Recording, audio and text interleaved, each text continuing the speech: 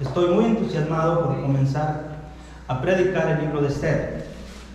Nunca he predicado el libro de Esther, así que será algo nuevo para mí, como para ustedes quizá.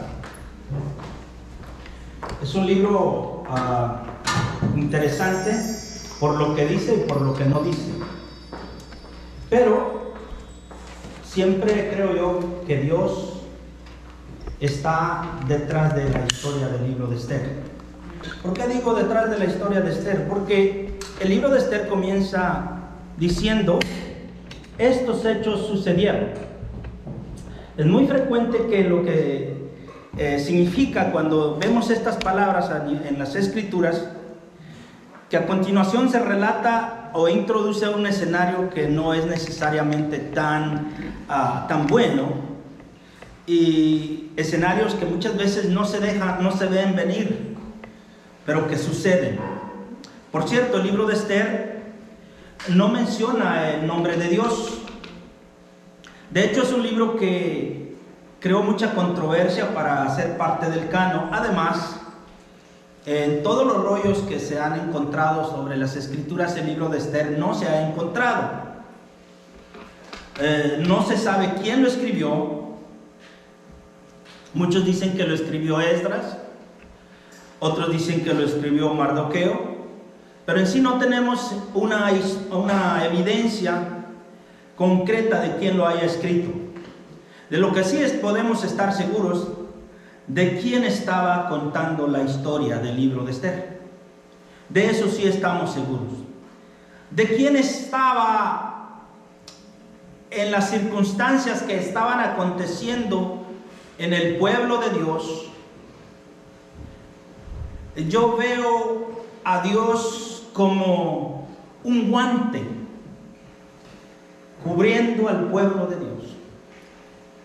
Que muchas veces así está Dios en la vida de nosotros, como un guante para no ser lastimados, para no ser golpeados, para cuando el enemigo está tramando cómo lastimarnos, ahí está Dios protegiéndonos. Muchas veces no lo vemos, pero ahí siempre está Dios. Eso es lo que yo veo en el libro de Esther. Es interesante que Dios nunca mencione su nombre en este libro. También usted no leerá algún milagro como en el Nuevo Testamento, porque yo creo que en sí el libro mismo es un milagro, todo el libro. También no vamos a ver alguna referencia de la ley de Moisés del Antiguo Testamento. Ahora, usted se preguntará cuál es el propósito o el mensaje central de este libro. Bueno, yo creo que la respuesta es que Dios cumple su palabra de cuidar de su pueblo a pesar de su falta de empatía. Dios cumple su palabra de cuidar de su pueblo a pesar de su empatía, a pesar de que sus sentimientos o ya no sientan nada en sus sentimientos para con Dios, porque eso es exactamente lo que pasaba en el pueblo que todavía permanecía en Persia, parte del pueblo de Judá. Ya no sentían, ya no eran aquellos judíos que se congregaban en las sinagogas, en aquellos grupos pequeños. Ya no eran esos judíos que oraban, ya no eran esos judíos que guardaban el sábado. Había quedado un grupo en Persia que no quiso regresar a Judea cuando regresó el primer grupo y se quedaron allá. Por eso estaban allá. Pero Dios estaba ahí cuidándolos. Habían excluido de sus sentimientos a Dios, como mucho creyente en nuestros días, que hasta excluyendo a Dios de sus sentimientos. Dios ve la forma o el crecimiento de manera increíble de la falta del compromiso de sus hijos, porque ya no sienten lo mismo, y no es nada nuevo. De hecho, encontramos en las iglesias en Apocalipsis que Dios le reclama a una iglesia eso. Le decía a esa iglesia: yo tengo algo contra ti, porque ya no sientes lo mismo que sentías al principio. Ese era el reclamo de Dios para con la iglesia. Y le dice Dios: arrepiéntete. Así que, hermanos, jóvenes, matrimonios, adultos, hay que ver qué es lo que sentimos en nuestros días en cuanto a Dios. En la historia de Esther encontramos el poder y la presencia de Dios actuando a través de 5 personajes, que son los 5 personajes principales de la historia. El elenco, vamos a decirlo así. Y quiero darles un repaso rápido de estos 5 personajes para que usted se vaya ubicando, porque son 10 capítulos del libro de Esther que vamos a estar examinando. Pero usted necesita por lo menos tener una idea de los 5 personajes, y al final yo voy a dar un sermón más pequeñito. Le voy a dar algo para que se lleve en la vida práctica. Solamente permítame introducirle a estos 5 personajes que forman la historia del libro de Esther. El primero es el rey Asuero, Jerjes. Dice la palabra de Dios que estos hechos acontecieron en el tiempo del rey Asuero, Jerjes, en su 3er año de reinado. Es claro en decir, ahí está el pasaje. Su 3er año de reinado.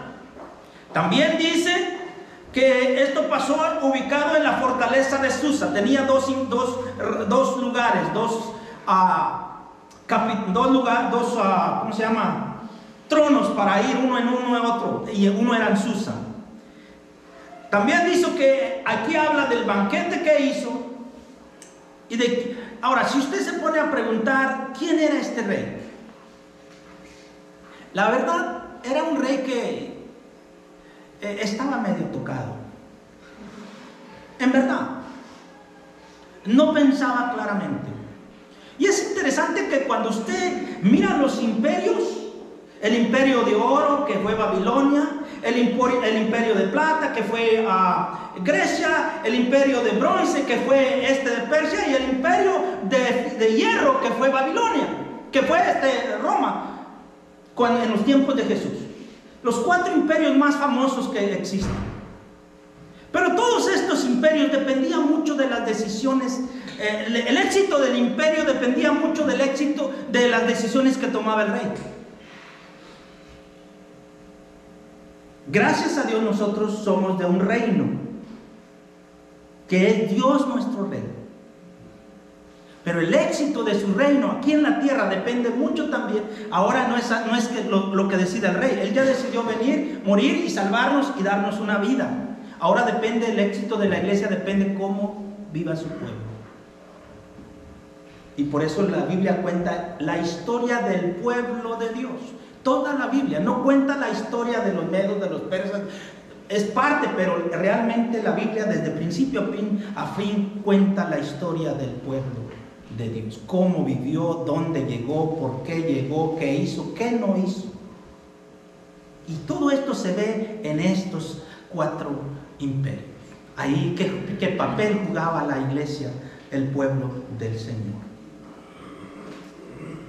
Todos sabemos por qué llegó allá, a Babilonia en primer lugar, porque en Deuteronomio 29 está claro, Dios le decía: mira, no hagas esto, porque el día que tú hagas esto, que tú te olvides de tu Dios, esto va a venir. Entonces, el hecho de que ellos hayan llegado a estos imperios fue parte de su desobediencia. Entonces, ¿quién era este rey? Era un rey que tomaba muy malas decisiones, pero era un rey, honestamente, muy brutal. Dice la palabra de Dios que este rey se creía Dios. ¿Y sabe cómo le llamaban a este rey? ¿Sabe el título que tenía? Rey de Reyes. Ese era su título. solo que era con letras ¿qué?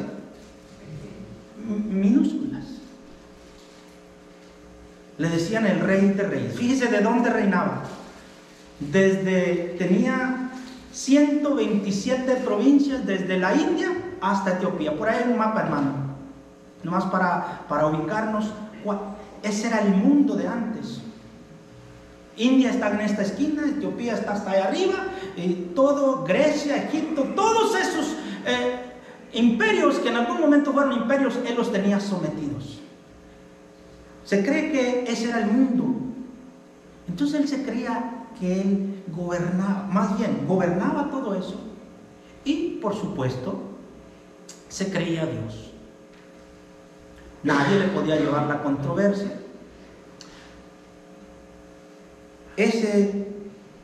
¿Por qué digo que se creía Dios? Porque una vez él quiso llegar hasta Grecia y mandó hacer un puente allá con barcos.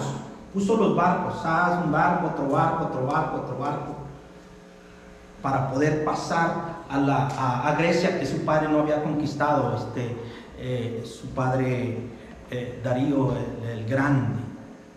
Entonces, ¿qué hizo? Y hubo una tempestad y le derrumbaron el puente.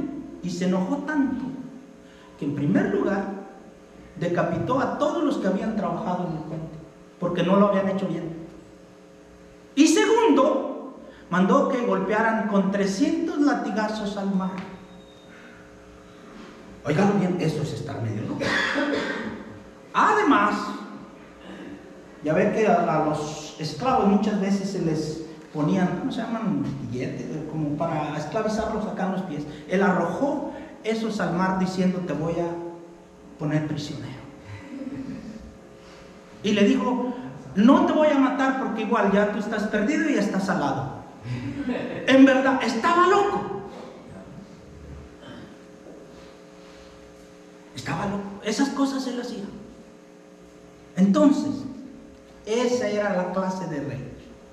Ahora, en esa fiesta que hizo, muchos dicen que quería estrechar manos porque quería conquistar el imperio de Grecia.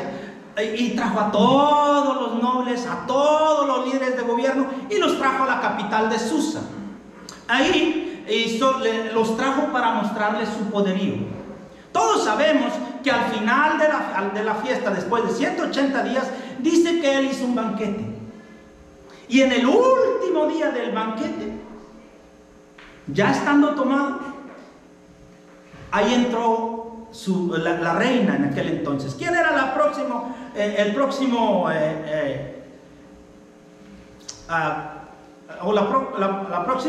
personaje que va a entrar en la historia? Se llamaba Vasti. Vasti también, por otro lado, Vasti tenía su propio banquete de las damas de honor, por decirlo así. Tenía su banquete, Jerjes tenía su banquete con sus amigos y todo el mundo estaba feliz. Pero en el séptimo día se le vino la brillante idea a este rey de mandar traer a Vasti. Nada más pónganle la corona y tráiganla. ¿Por qué? Era una forma de presumir la belleza de Vasti. Y muchos dicen que en realidad no era tan común y Vasti lo conocía muy bien. Así que Vasti decidió no ir a donde la estaba llamando el rey. Y ustedes ya se imaginarán. Cuando Vasti decide no ir, pues en realidad se mete en un gran problema. Ahora, cuando uno le pone lente a la historia, yo me pregunto, quizá ya Dios estaba viendo lo que venía, y Vasti no iba a ser la que iba a salvar al pueblo de Dios por las decisiones de este rey que iba a tomar. Quien lo iba a salvar se llamaba Esther, pero había muchas cosas en contra de Esther. Era judía, no era reina. ¿Cómo lograr que Vasti se hiciera a un lado y llegara Esther a ocupar el lugar de esta reina Vasti para poder estar cerca de aquel que toma las decisiones? la única manera era dos cosas que se hacían para quitar a alguien de ciertos puestos. Unos eran quitándole la vida y otros despojándola. Así que a Vasti le fue bien. Simplemente, ¿qué hicieron? Por no venir acá, te has rebelado en contra del rey, te has rebelado en contra de los hombres, de todos los nobles, y estás siendo un mal ejemplo a nivel nacional. Así que, Señor, esta mujer no puede estar aquí. Pero me gusta algo de Vasti. Vasti perdió su corona, pero no perdió su dignidad. A mí no me vas a andar. ¿Por qué digo su dignidad? Porque la historia cuenta que muchas veces, cuando dice el rey la mandó traer y pónganle la corona, realmente a veces la mujer la traían sin ropa. No era un llamado nomás, ven, te quiero dar un abrazo acá delante de mis camaradas. Así que Vasti dijo, no, quédate con tu corona, pero yo no pierdo mi dignidad. Bueno, es lo que dicen muchos. A mí me gusta verlo así. Es cosa de interpretar. Así que entra, despojan a Vasti, pero ahí entró, donde luego vamos a ver, en esta historia vamos a ver a otro funcionario llamado Amán. Dice el pasaje: tiempo después el rey Jerjes ascendió a Amán, hijo de Amedata, el agagüeo, lo puso por encima de todos los demás nobles y lo convirtió en el funcionario más poderoso del imperio. Ahora, ¿qué pasa aquí? Bueno, cuando este hombre se hace poderoso, todos los nobles se tienen que venir y postrar ante él. Allá en el capítulo 3 en adelante, más adelante. Y luego, ¿qué pasa? Pero está Mardoqueo, y Mardoqueo dice: no, yo no me voy a doblegar ante ti. Y entonces, a causa de eso, no tan solo tomó enojo Amán contra Mardoqueo, sino contra todos los judíos, y logró que el rey firmara un decreto para acabar con todos. Y ahí entra este hombre en la escena. Luego hablamos de Mardoqueo, el otro personaje que los vamos a ir viendo en la historia. Era un judío piadoso. Por esos días en la fortaleza de Susa había un judío llamado Mardoqueo, hijo de Jael. Pertenecía a la tribu de Benjamín y era descendiente de Cis y Simeón. Su familia había estado entre los que, junto con Joaquín, rey de Judá, fueron desterrados de Jerusalén. Era de aquellas familias. Él nació realmente en Babilonia y llevados a Babilonia por el rey. Era de estas familias que habían sido llevadas, así que él nació por allá. Esta es una figura principal en el libro de Esther. Fue un varón judío entroncado en la genealogía de Benjamín y de Saúl. Era primo de Esther. Cuando mueren los padres de Esther, él la adopta y la hace como su hija, ¿sí? Y por supuesto, lo que sigue es la figura de Esther.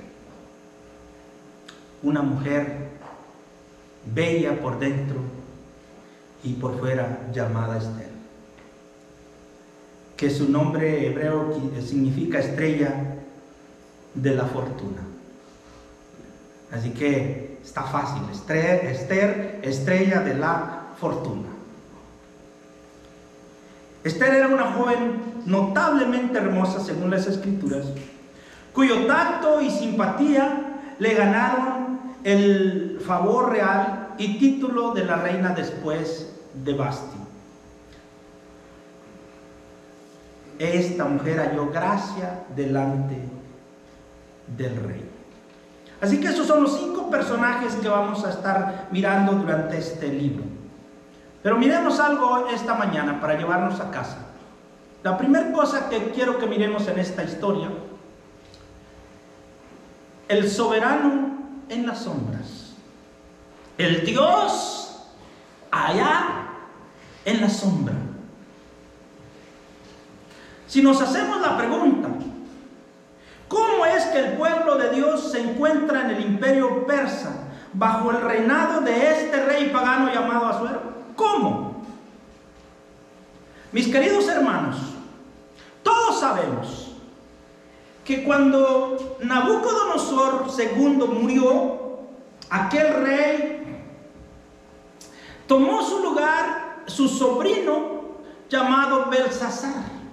Belsasar, un rey que no aprendió o que no entendió o que no leyó bien lo que había pasado con sus descendientes, especialmente con aquel rey Nabucodonosor, quien había pensado que era Dios también, y Dios lo hizo, lo convirtió en un animal y lo hizo que comiera césped y que durmiera en el campo y que le cayera la brisa de la noche en la espalda, hasta que reconoció que quién era Dios.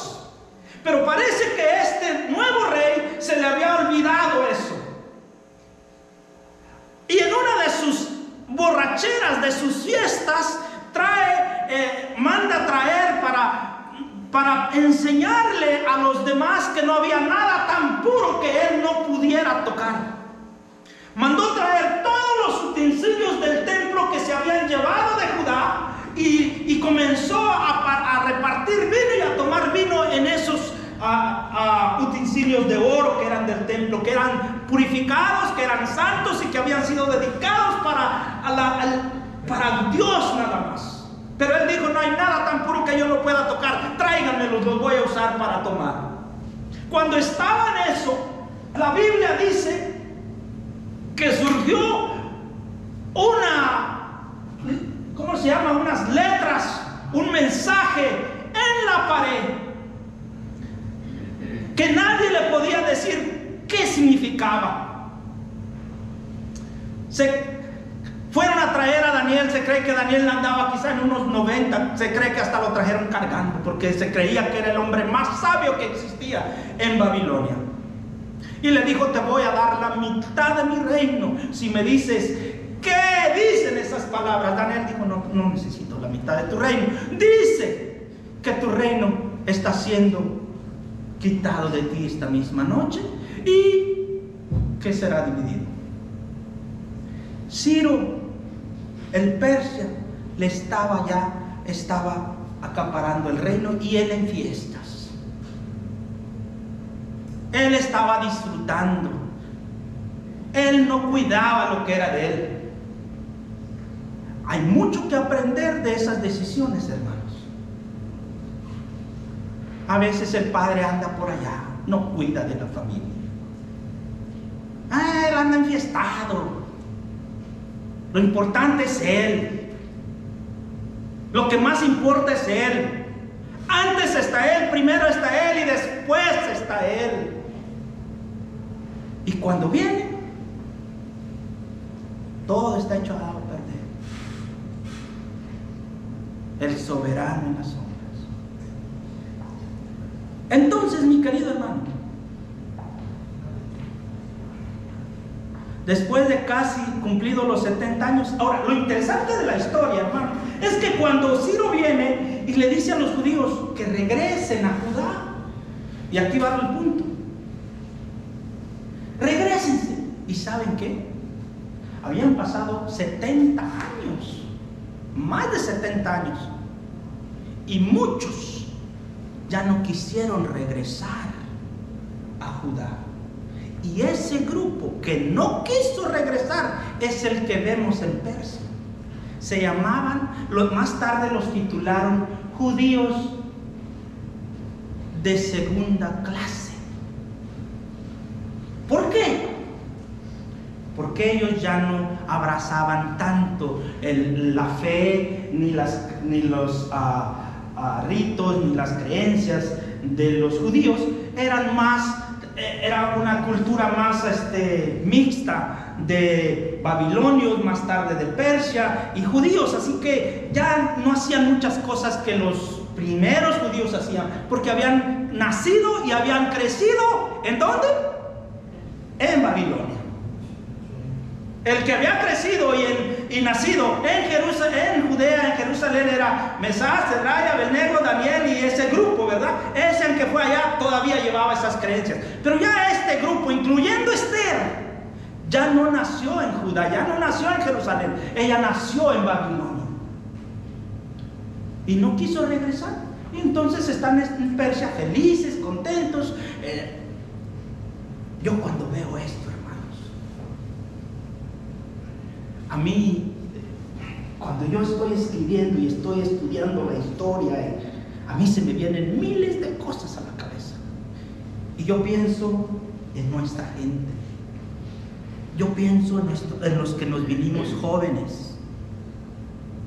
Pienso en los jóvenes que nacen acá, de hijos hispanos, de madres hispanas, descendientes hispanos, pero nacen acá y ya no abrazan mucho de nuestra cultura. Tienen otra cultura que no es ni americana, que ni es tampoco latina. Es una cultura totalmente diferente. Ya no es fácil a veces dialogar de ciertas cosas. Y se ha hecho una mezcla. Y ahora estamos en un gran dilema y en una crisis. ¿Sabe cómo le llamaron a los tejanos que se quedaron en Texas cuando Estados Unidos tomó el territorio? Que no eran ni americanos, pero como eran mexicanos, pero como estaban en el territorio y Estados Unidos los quería regresar y México dijo, no, quédatelos. Te quedas con el territorio, te quedas con la gente también. Como que nos da la gente. ¿Sabe? Entonces era otra cultura, ni eran americanos ni más tarde ni eran mexicanos, les llamaban pochos. Otra cultura. Y ahora estamos aquí. Y ahora están estos jóvenes ahí en Babilonia, están en Persia, no quisieron regresar. ¿Qué vamos a hacer? Nosotros ni conocemos Judá, ni nacimos allá, ni conocemos allá. Nosotros nacimos aquí, conocemos aquí. Le dices a un joven, vamos a México. Ya aparecen los Tigres del Norte. What are you talking about? ¿Se acuerdan de esa canción? No, yo me recuerdo, yo la escuchaba. Como que se espanta. Hasta tu granmá, tu granpá, tu tío, tu tía, tu bueno, está toda nuestra descendencia. Pero se entiende. Yo al menos trato de entenderlos porque digo, honestamente no conocen allá. No sé si está bien o está mal, pero yo trato de entenderlos. Es exactamente el grupo que estamos viendo. Entonces, no debieran de estar en Persia, porque Ciro les dio la oportunidad de regresar a Jerusalén, pero no quisieron regresar. La pregunta que sigue, ¿qué están haciendo allá? Cuando todos debían de estar en Jerusalén.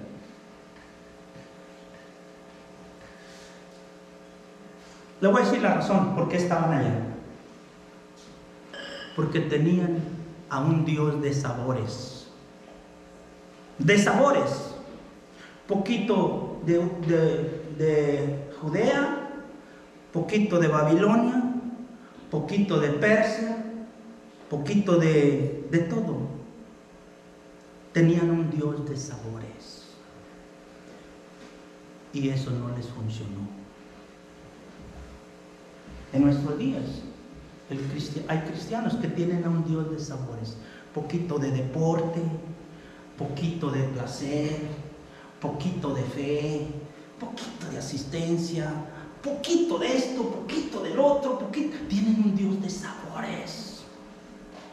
Pero espérame, porque el enemigo llega, y cuando llega, llega con todo. Y esa fue la razón exactamente por qué llegaron los judíos a Babilonia, más tarde a Persia, porque desde Judea tenían a un Dios de sabores. Querían ser como los demás ¿qué? Pueblos. Dios, yo soy su rey, dijo a ellos, no, ponnos a un rey. Yo soy su Dios, a mí nada más me tienen que adorar. Ellos decían, no, vamos a adorar a otros también. Un Dios de sabores. No, mi hermano. Es cierto, hermanos. que estamos en culturas diferentes, pero Dios es más que cultura. Dios es nuestro Señor y Salvador, a quien le debemos honor, honra y dedicación donde quiera que estemos, no importando la cultura en donde nos encontremos. Tenga cuidado, hermanos. Oh, pastores, es que a veces hasta justificamos. Oh, es que yo nací acá. No importa, aquí también Dios estuvo ahí cuando naciste. Oh, yo me convertí acá. No importa, Dios estuvo acá. Dios le pide siempre, le ha pedido una cosa a sus hijos, a su pueblo: fidelidad. Amén, hermanos. Fidelidad. Pero ¿por qué ahora no hay tanta fidelidad? Porque tenemos poquito de muchas cosas. Agarramos esto, lo que nos conviene, esto no nos conviene, esto sí, esto no. Somos muy selectivos ahora. Cuidado con esos, hermanos. Cuidado con eso. Porque aunque tú no me creas o tú no veas a Dios, Dios está ahí en la sombra. Amén. Dios está ahí, te está mirando. Miren, hermanos, ¿sabe cuál era una de las creencias de los judíos? Que Dios se había quedado en Jerusalén en el templo. Y cuando les destruyeron el templo que le había hecho Salomón, ellos pensaron: se acabó Dios. Y por eso ya dice la Biblia que llegaron a Babilonia y colgaron, ¿qué? Sus arpas. Ya no cantaban, porque ya, ¿para qué? Dios no nos escucha. Pero Dios siempre estuvo ahí. Dios, aun cuando fueron llevados a Babilonia, a Persia, Dios siempre estuvo ahí. Yo quiero decirte una cosa: el que tú no vengas a la iglesia, el que tú no estés en la iglesia, el que tú andes fuera, no significa que Dios no está ahí. Dios siempre está ahí. Por supuesto no lo ves, pero Él está ahí. Ten cuidado. Ahora bien, permítanme que hay que llevarnos el mensaje completo. ¿Por qué estos jóvenes ya no quisieron nada con Dios, esta generación de segunda clase de judíos? Porque sus padres poco a poco fueron perdiendo eso y ya no fueron infundiendo las enseñanzas correctas a sus hijos. Se fue perdiendo esos valores. Ahora, ¿por qué en nuestros días los hijos, cuando cumplen cierta edad, ya no quieren venir a la iglesia? Puede ser muchas razones. Pero yo leí algo interesante y se los voy a leer. Los jóvenes abandonan la iglesia porque algunos padres, no todos, son muy buenos en la iglesia, pero no son tan buenos en la vida. Los jóvenes tienen problema al ver que el tiempo consume a sus padres en la iglesia, pero nunca transforman sus vidas.